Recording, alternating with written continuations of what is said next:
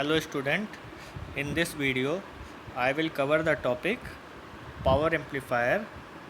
You know the power amplifier have four types: class A amplifier, class B amplifier, class C amplifier and class AB amplifier. So I will cover all the topics in this video. So let's start.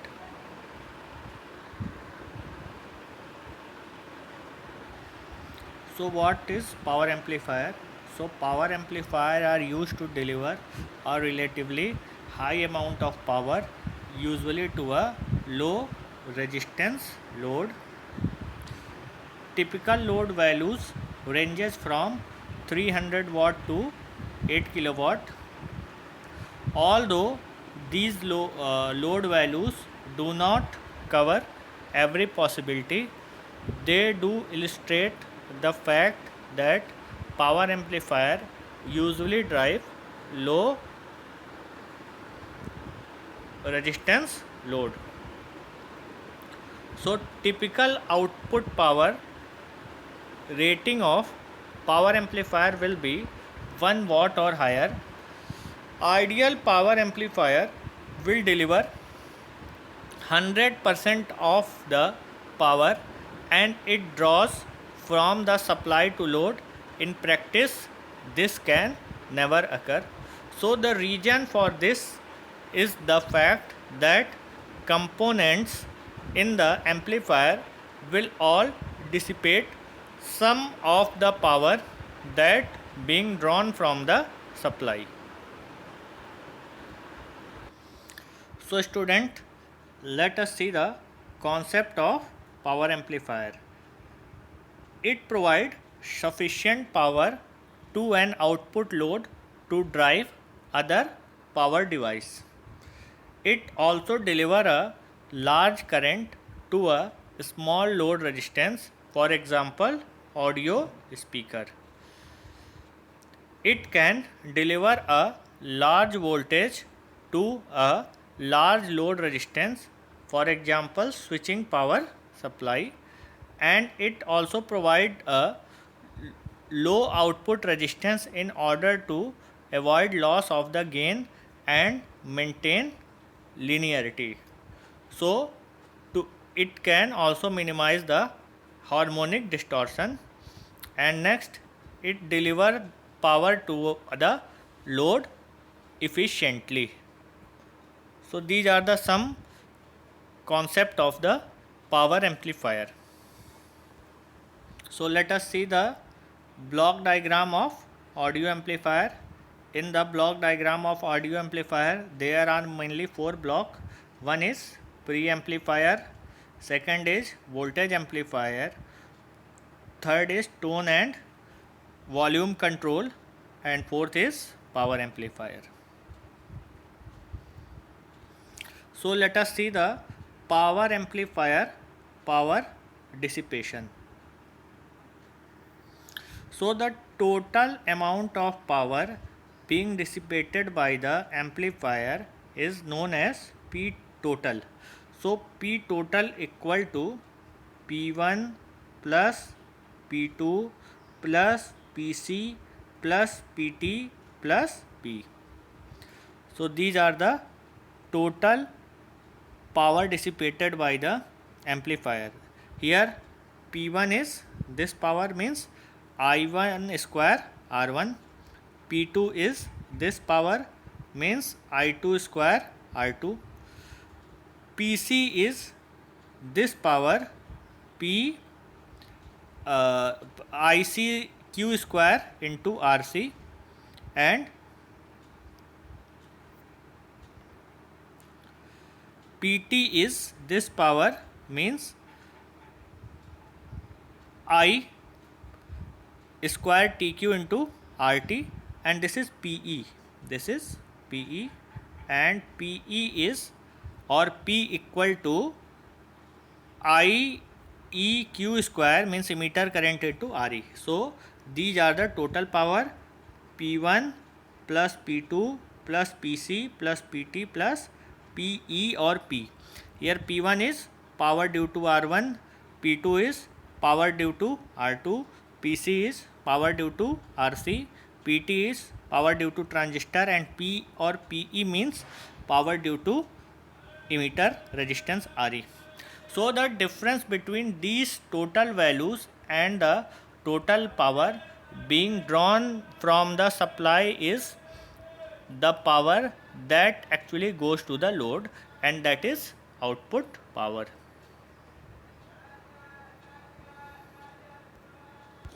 So let us see the power amplifier efficiency eta. So a figure of merit for power amplifier is its efficiency, which is denoted as eta.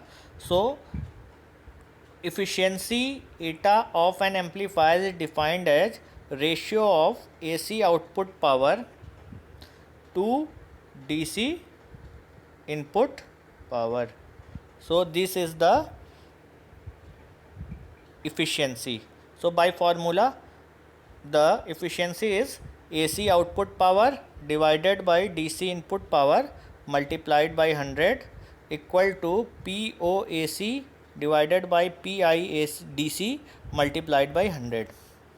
So as we will see, certain amplifier configuration have much higher efficiency rating than other. This is primary consideration when deciding which type of power amplifier to use for a specific application. So efficiency is very important for power amplifier, which is given by output ratio of output power AC divided by input power DC multiplied by 100. This is the formula. So let us see the graphical representation of class A amplifier, class B amplifier, and class C amplifier.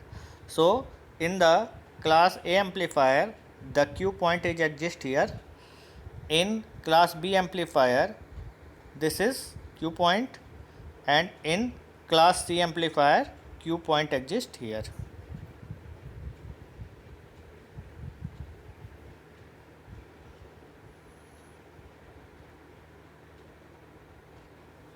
So let us see about classification of power amplifier. In class A amplifier, the transistor conducts during the whole cycle of sinusoidal input signal. So this is a class A amplifier. In class A amplifier, the transistor conducts during the whole cycle of sinusoidal input signal. In class B amplifier, the transistor conducts during 1/2 cycle of input signal. So transistor conducts during 1/2 cycle of input signal. In class C, the transistor conducts for less than half a cycle of input signal. And in class AB amplifier, the transistor conducts slightly more than half a cycle of input signal. So in class A amplifier, the transistor conducts during whole cycle of sinusoidal input signal. In class B amplifier, the transistor conducts during 1/2 cycle of input signal, and class C amplifier, the transistor conducts for less than half a cycle of input signal, and class AB amplifier, the transistor conducts for slightly more than half a cycle of input signal. So students, this is comparison between class A, class B, class C and class AB amplifier. So conduction angle of class A amplifier is 360 degree, class B is 180 degree, class C is less than 90 degree, and class AB is 180 to 360 degree. Now position of Q point. In class A amplifier, Q point exists at the center point of the load line. In class B amplifier, Q point exists exactly on the x-axis. In class C amplifier, Q point exists below the x-axis, and in class AB amplifier, it exists between the x-axis and the center load line.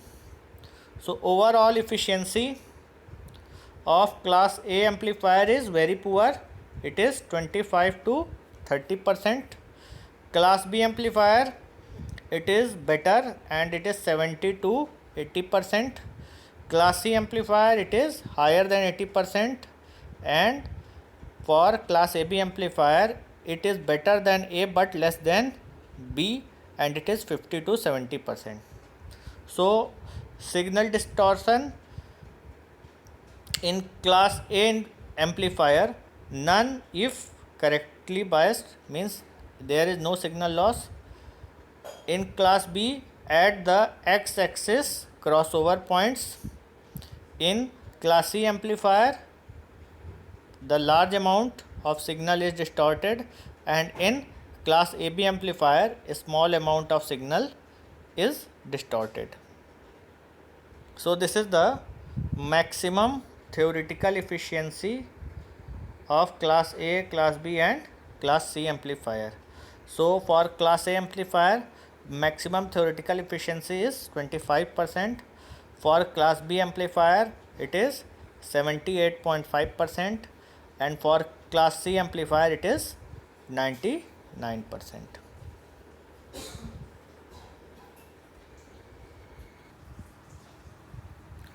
So student, let us see steps for analysis of power amplifier. So first is draw the circuit diagram of relevant type of power amplifier. First is draw the circuit diagram of relevant type of power amplifier. Second is draw the graphical operating point representation. Second is draw the graphical operating point representation. Third is make DC analysis like AC component is 0 and calculate the PDC. Next, make the AC analysis, assume DC component as 0 and calculate PAC. Now measure the percentage efficiency of the amplifier, which is percentage eta, and show the power dissipation and write their advantages and disadvantage. This step can be removed or you can write in your paper. So what are the steps?